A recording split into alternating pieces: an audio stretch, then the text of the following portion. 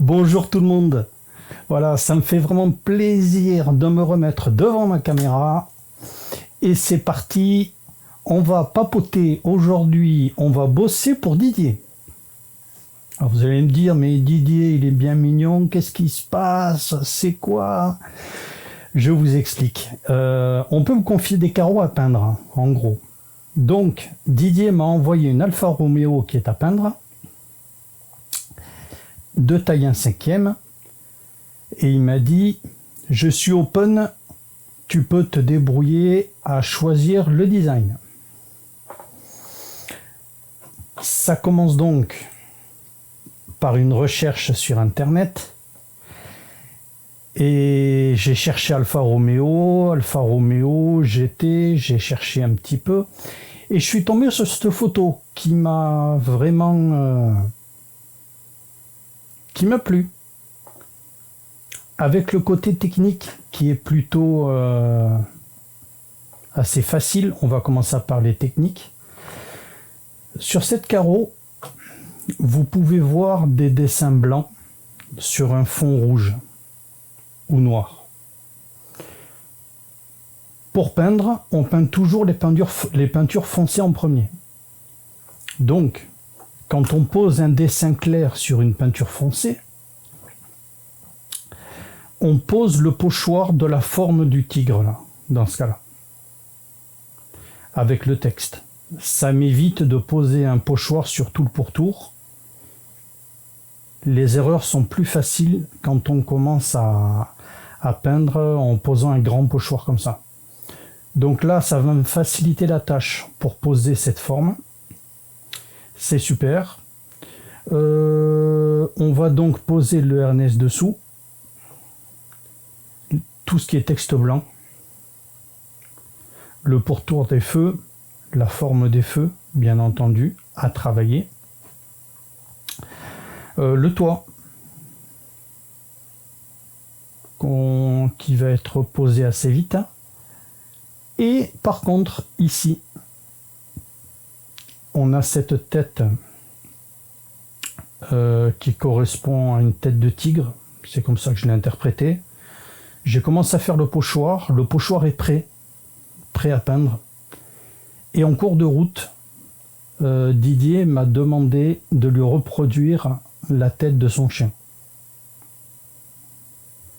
Pour ça, je dois travailler la photo en enlevant tout le pourtour, en sélectionnant que la tête, pour après la passer dans le logiciel, ici, Silhouette Studio, qui nous permet de créer les pochoirs.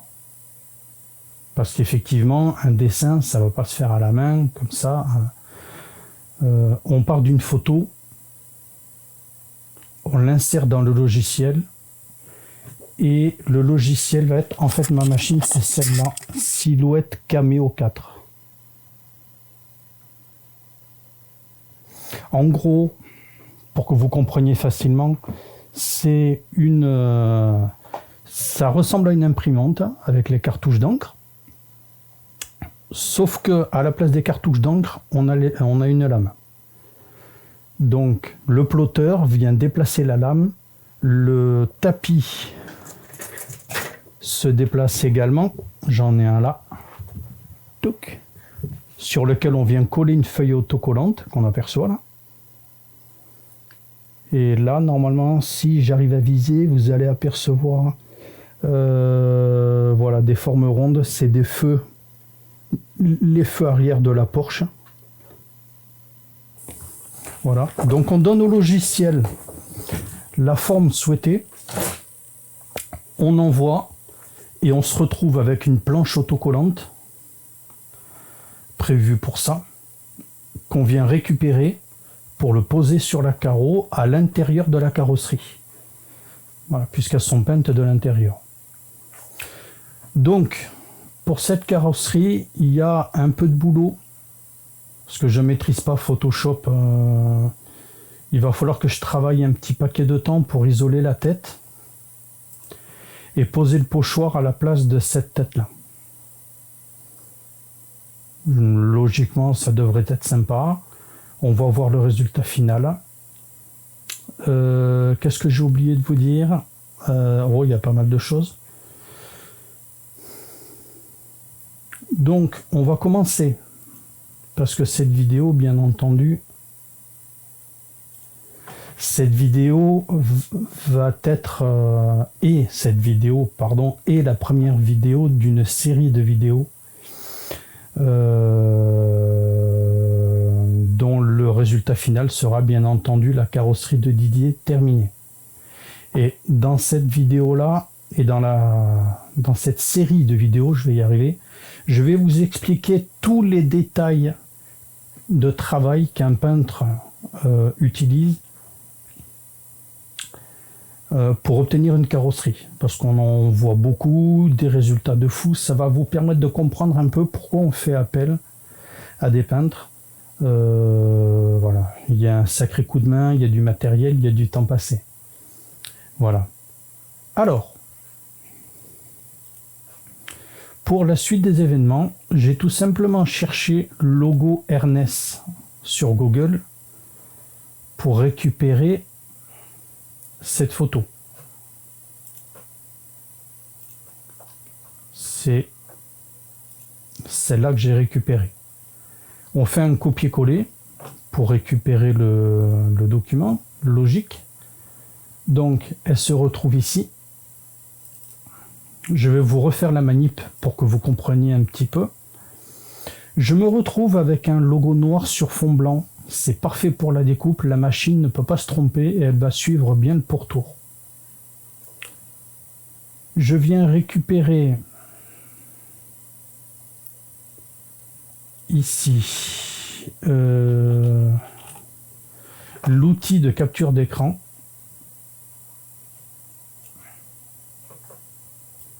Que vous apercevez ici, pour ceux qui utilisent Google, bien entendu. On vient faire nouveau. Tout s'assombrit. Et là, je suis pas sûr que vous voyez l'image. Je viens récupérer l'image. Tac. En faisant nouveau, je ne sais pas si on le verra à l'image, parce que je crois que le logiciel se met en pause. Je viens me mettre ici, au coin. Je me déplace pour lui dire je veux cette zone.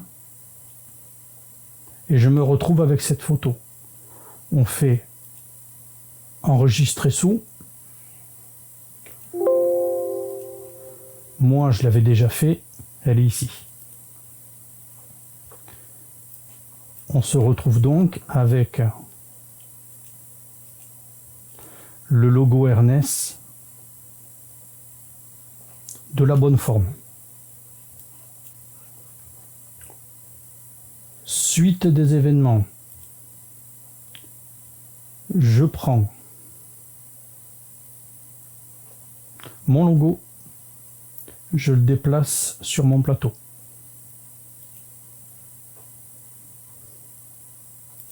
Je vous l'agrandis. Tac.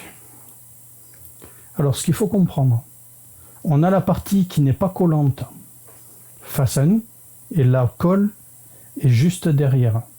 Donc, quand je vais venir poser mon pochoir, le pochoir va être posé à l'intérieur de la carrosserie. Donc, le texte va être à l'envers.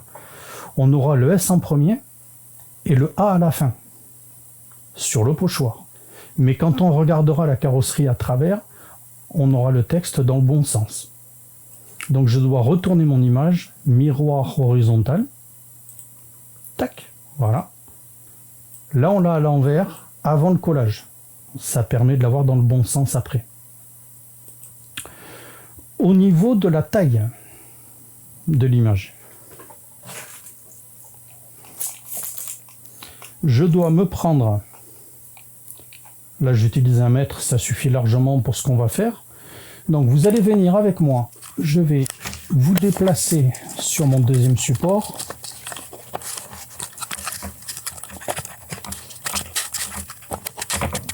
Et bien,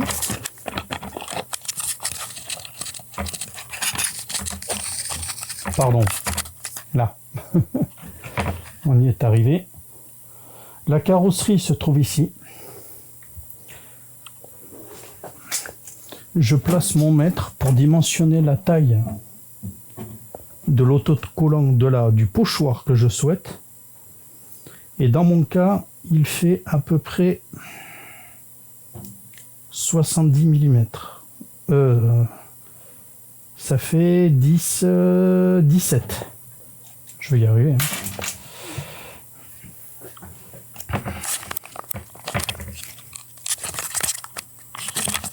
Donc,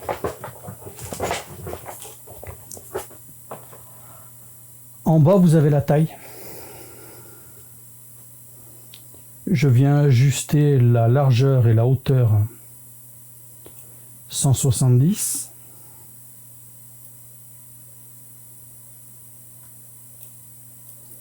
Là. Copier. Coller. Voilà. Donc là, on a mis en place les deux pochoirs et harness. Donc, en suivant, après la découpe, je vais venir récupérer les lettres pour les coller à l'intérieur de ma carrosserie, si tout le monde a suivi. Le but, c'est d'être rentable. Donc, on va essayer d'utiliser le plus possible notre carré. On va poser également, il y a beaucoup de pochoirs à prévoir. Le suivant, c'est cette photo.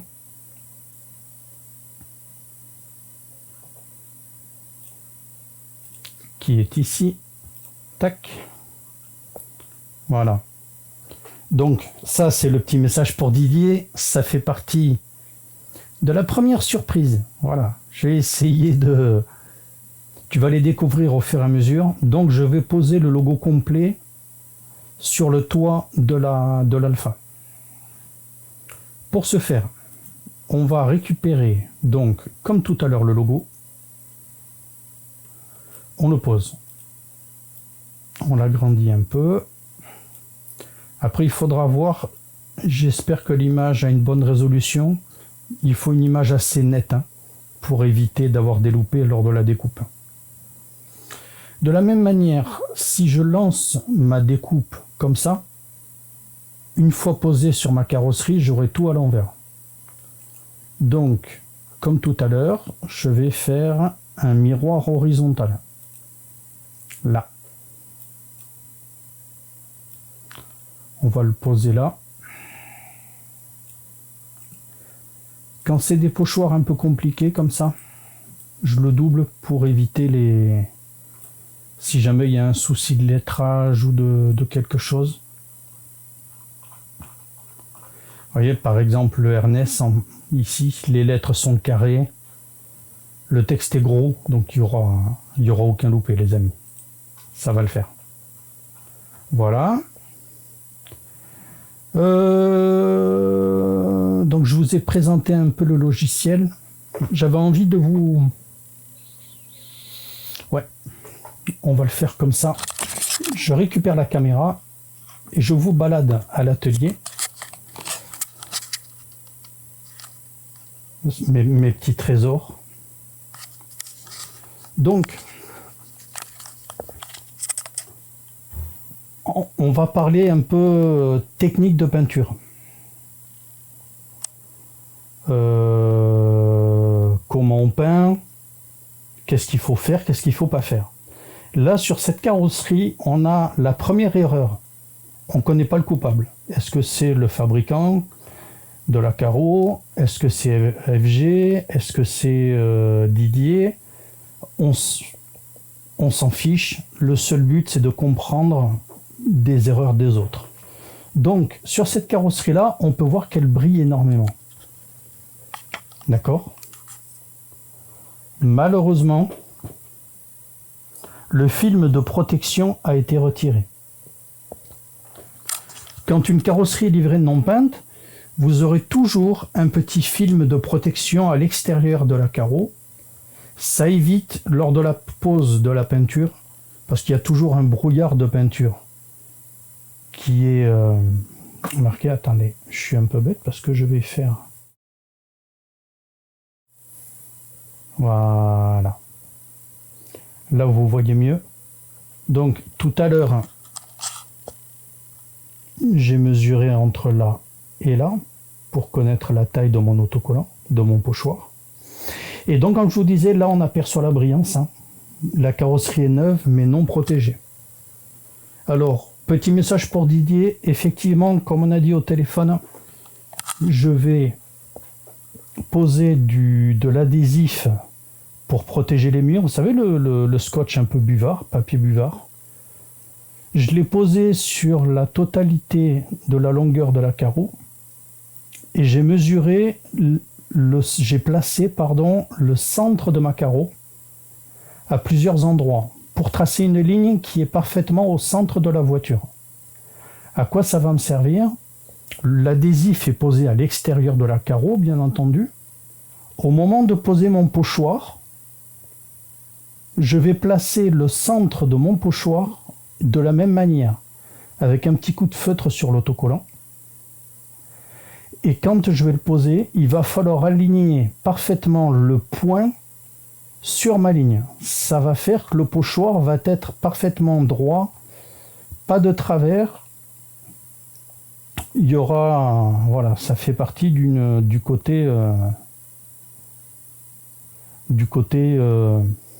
délicat. Voilà, la première étape. Dans la prochaine vidéo, on attaquera la préparation d'une carrosserie.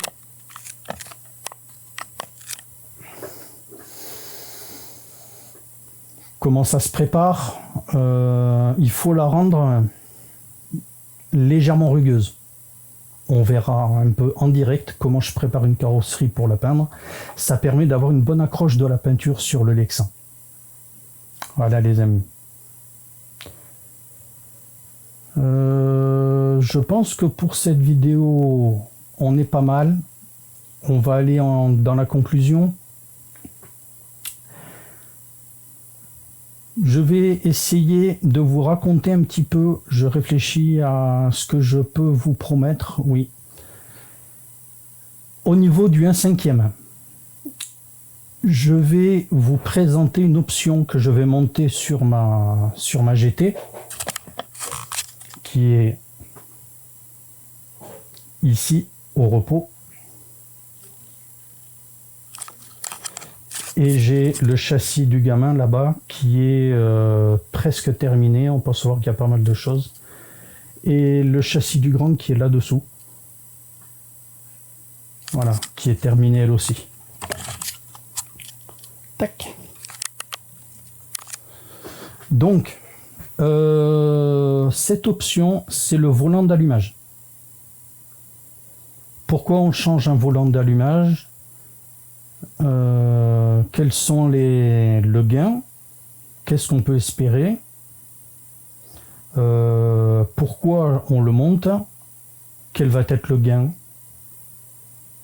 Ça va être super intéressant, surtout pendant les grandes chaleurs du moment.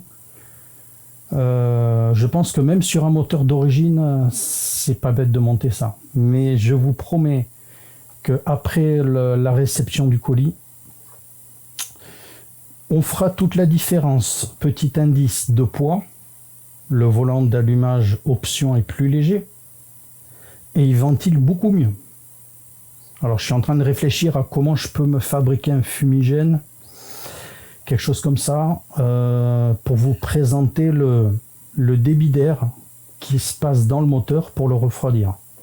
Voilà, j'ai essayé de vous faire une vidéo assez sympa dans ce domaine-là.